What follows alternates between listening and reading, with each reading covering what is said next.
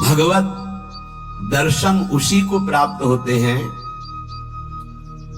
जिसकी भगवत दर्शन की प्रबल उत्कंठा के लिए 4 बातें जीवन में आ जाएं। पहला, नित्य निरंतर नाम जप रसिकों के संग से। शर्त है रसिकों के संग, भजन न होई संग बिन। हे मनमानी नहीं होता, रसिकों के संग से भजन की वृत्ति। प्रमाणिक भजन होना चाहिए, आचार्य परंपरा, गुरु परंपरा से। दूसरा, भगवद विग्रह को साक्षात भगवान का स्वरूप मानना। जैसे कुछ ऐसे भाव वाले लोग हैं कि अरे पत्थर पूजने से, धातु पूजने से क्या प्राप्त, क्या वहां भगवान है? कौन सा तुम्हें ज्ञान है भाई? कौन सा ज्ञान है? जब सर्वम खलमिदम ब्रह्म, ये तो अवतार है भगवान का, अर्चा अवतार। भगवान अवतरित होते हैं। जैसे हम छवि विराजमान किए, जब हम भाव सेवा करते तो भगवान छवि में आके विराजमान होते हैं, भगवान विग्रह में विराजमान होते हैं। ये श्रद्धा और विश्वास का विषय है, ये नास्तिक लोगों को समझ में नहीं आएगा। जिस मूर्ति को आप, जहां मूर्तिकार निर्माण कर रहा हो, वहां देखो, उसी मूर्ति को पूज करके ब्रह्म प्राप्त, भगवत प्राप्त महापुरुष हो गए। प्रेमाश्रुओं से अभिषिक्त किया है। ये बाहर वालों की ऐसो की बातें न सुने, नहीं तो जो छोटी श्रद्धा वाले लोग होते हैं उनकी श्रद्धा नष्ट हो जाती है। अरे क्या है, ऐसे से ऐसा न वो बोलते हैं, न वो खाते हैं, न देखते हैं, और ऐसे विराजमान। आपको क्या पता है? आपका भाव है क्या? आप जानते नहीं हो। भाव आ जाएगा तो साथ चलते हैं, बोलते हैं, खाते हैं, देखते हैं। भाव का खेल। एक प्रसंग में एक ब्राह्मण बूढ़े के साथ एक जवान तीर्थ यात्रा में गया था। सारांश में बता रहे हैं। ब्राह्मण तीर्थ यात्रा का इच्छुक हुआ, पर उसको लगा कि मेरे बेटे तो हैं, पर धनी होने के कारण वो विलासिता में युक्त है, मेरे साथ तो चलेंगे नहीं। अगर कोई जवान आदमी मिल जाए, मुझे तीर्थ यात्रा करवाए, उसे कुछ भेंट पूजा दे देंगे। एक गरीब ब्राह्मण का जवान लड़का था, बात की तो उसने कहा हमारा भी सौभाग्य होगा कि तीर्थ यात्रा होगी और आप हमारे पिता तुल्य, आपकी सेवा होगी। समस्त तीर्थों में भ्रमण कराया।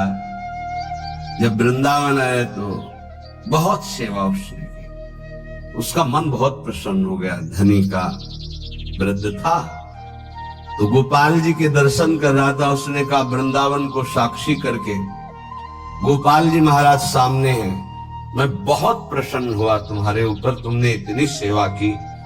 एक बेटी ब्याह योग्य है, मैं तुम्हें ब्याह करवा दूंगा अपनी बेटी से। तो देखो हमने तो नहीं कहा, तुमने कहा है ना, इस बात को ध्यान रखना, वहां जाके भूल मत जाना। ऐसा ही हुआ। सारांश सुन बता। वो जब गांव पहुंचा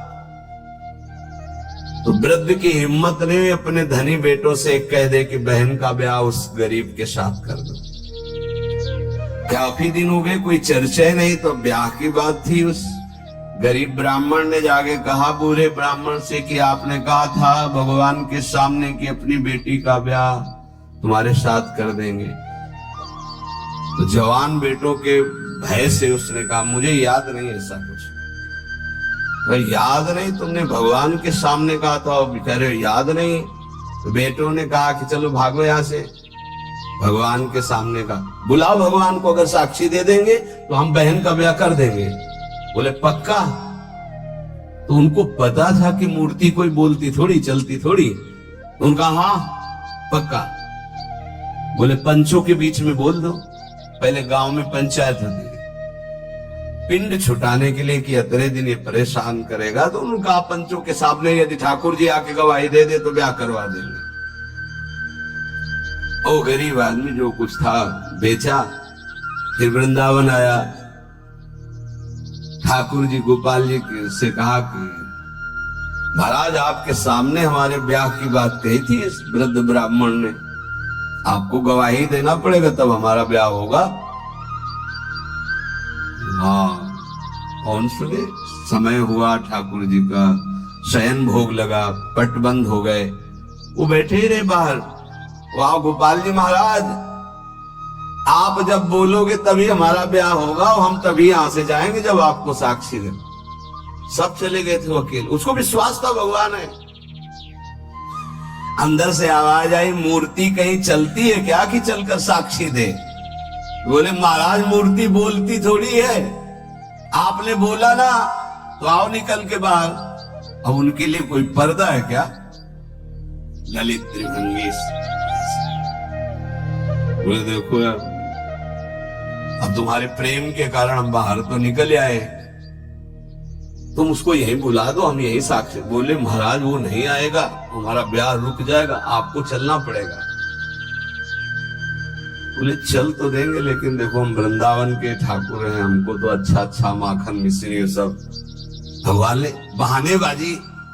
बोले महाराज हमें पता था कि आप भोगराग के लिए कहोगे तो हमारे पास जो संपत्ति थी बेच के आए, खूब खवाते पियाते चलेंगे महाराज।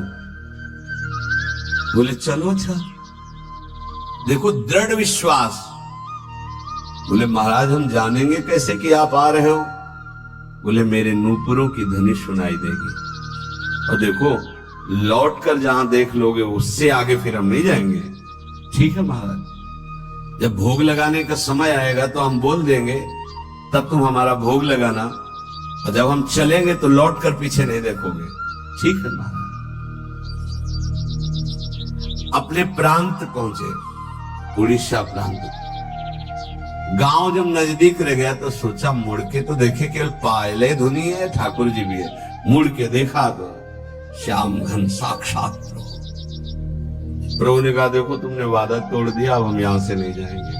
बोले महाराज अब तो कोई बात नहीं। गांव में दौड़ के गया, गोपाल जी आए, प्रभु आए साक्षी देने के लिए मेरे ब्याह के लिए। पूरा नगर दौड़ पड़ा, पंचायत के सब ने देखा प्रभु विराजमान।